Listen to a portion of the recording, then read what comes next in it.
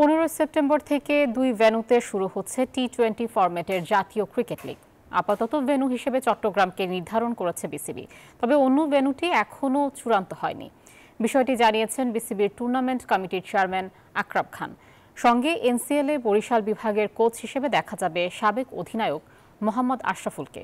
তাকে কোচ হিসেবে নিয়োগ দেওয়ার বিষয়টিও নিশ্চিত করেছেন আকরাম খান।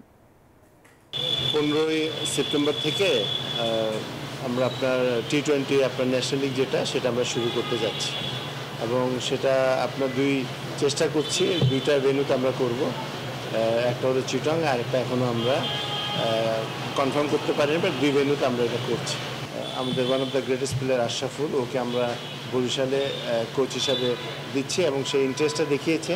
সেই বলেছে সে কোচ হতে চায় এবং যেহেতু সে 2 বছর আপনার বরিশালে খেলেছে, তো তাকে আমরা সেখানে কোচ হিসাবে প্ল্যান করেছি।